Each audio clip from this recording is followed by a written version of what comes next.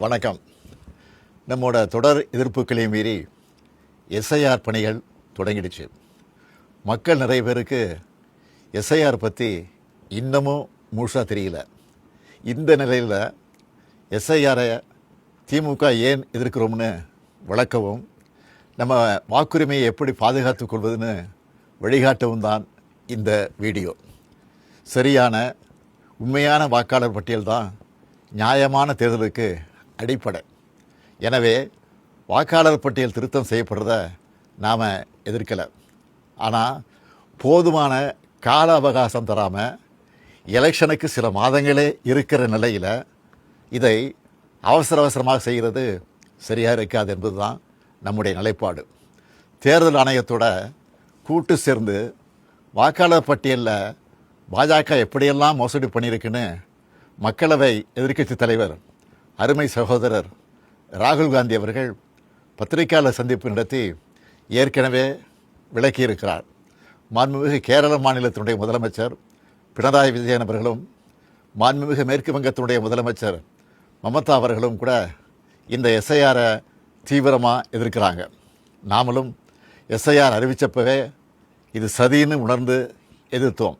கூட்டணி கட்சிகளோட கலந்து பேசணும். அனைத்து கட்சி கூட்டம் கூட்டி தீர்மானம் போட்டோம். உச்சநீதிமன்றத்தில் வழக்கு போட்டிருக்கிறோம். வர்ற 11ஆம் தேதி எல்லா மாவட்ட தலைநகரங்கள்லேயும் மதச்சார்பற்ற முற்போக்கு கூட்டணி சார்பில் ஆர்ப்பாட்டங்களை அறிவிச்சிருக்கிறோம்.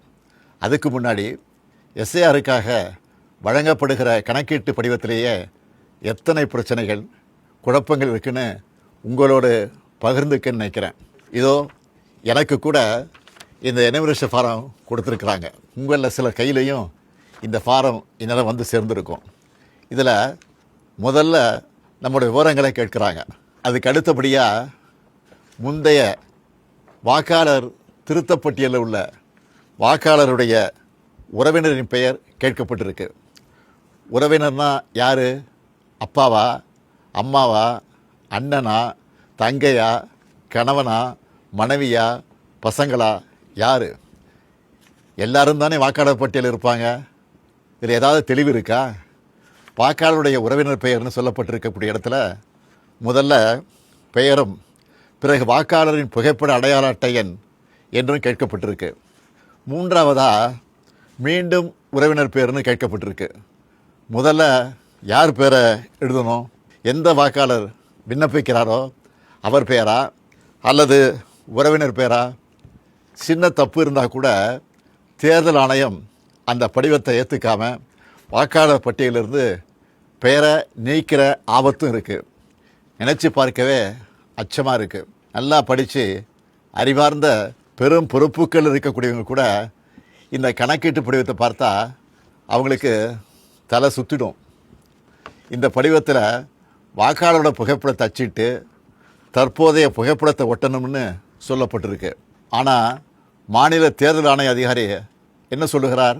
உங்களுக்கு விருப்பம் இருந்தால் ஒட்டலாம்னு அரசியல் கட்சிகள் கலந்துக்கிட்ட கூட்டத்தில் சொல்லியிருக்கிறார். இது இன்னொரு இடியாப்பு சிக்கல். ஒருவேளை ஃபோட்டோ ஒட்டலைன்னா என்ன நடக்கும்? வாக்குரிமை பறிக்கப்படுமா படாதா? தொகுதியோட வாக்காளர் பதிவு அதிகாரி, அதாவது இஆர்ஓ கையில் தான் இந்த முடிவு இருக்குது. இவங்க எல்லாரும் ஒரே மாதிரியான முடிவு எடுப்பாங்கன்னு சொல்ல முடியாது. இப்படி முதல் கோணல் முற்றிலும் கோணல் என்ற கதையாக எல்லா இடத்துலையும் குழப்பம்தான். இந்த நிலையில் எதிர்க்கட்சிகளை சேர்ந்த சில அதிமேதாவிகள் இந்த எஸ்ஐஆர் பணியை நடைமுறைப்படுத்துவது மாநில அரசின் பணியாளர்கள் தான், அப்புறம் ஏன் திமுக எதிர்க்கணும்னு புரிதலற்ற உண்மைக்கு புறமான விவரங்களை வச்சு பேசுகிறாங்க. ஒரு பணியாளரை தேர்தல் ஆணையம் தன்னுடைய பணிக்காக எடுத்த நொடியிலிருந்து அவர் தேர்தல் ஆணையத்துக்கு கட்டுப்பட்டு தான் செயல்படுவாரை ஒழிய மாநில அரசோட கட்டுப்பாட்டில் இருக்க மாட்டார். மக்களை திசை திருப்பினா போதும்னு தவறான தகவலை பரப்பக்கூடாது. என்னத்தையாவது பொய்ய சொல்லி எஸ்ஐஆரை எப்படியாவது நடத்திடலாமா, ஏழை எளிய மக்களுடைய வாக்குரிமையை நீக்கிடலாமான்னு எதிர்க்கட்சிகள் நினைப்பது வேதனைக்குரியது. எஸ்ஐஆர் தொடங்க நாளிலிருந்து களத்தில் இருக்கக்கூடிய நம்முடைய கழகத்தினரும் நிறைய பிரச்சனைகளை நம்ம கவனத்துக்கு கொண்டு வந்துட்டுருக்காங்க. பிஎல்ஓக்கள் வர்றதில்லை, வந்தாலும் போதிய அளவு கணக்கீட்டு படிவங்களை கொண்டு வர்றதில்ல. ஒரு நாளைக்கு 30 படிவங்களுக்கு மேலே தர்றதில்ல.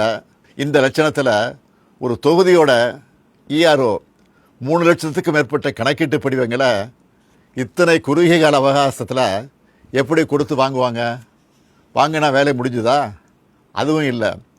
அதை கடினமயமாக்கி ஒரு டிசம்பர் 7ஆம் தேதி வரைவு வாக்காளர் பட்டியலை வெளியிடணும். போகிற போக்கை பார்த்தா எப்படி இதையெல்லாம் செஞ்சு முடிக்க போகிறாங்கன்னு தோணுது. திராவிட முன்னேற்றக் கழகமும் கூட்டணி கட்சிகளும் தொடர்ந்து சொல்லிட்டு வர்றது போல் அதிக அளவிலான வாக்காளர்கள் நீக்கப்படுவாங்க நச்சம் இதன் மூலம் உறுதியாகுது.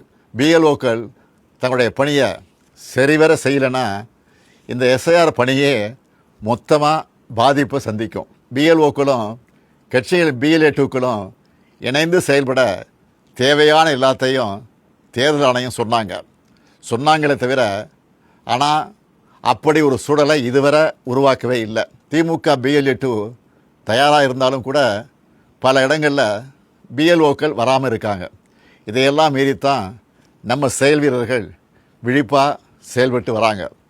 உங்களுடைய வாக்கு நீக்கப்படுமா என்று கேட்டால் அப்படி ஒரு அபாயம் நிச்சயம் இருக்குது, இல்லைன்னு சொல்லிட முடியாது.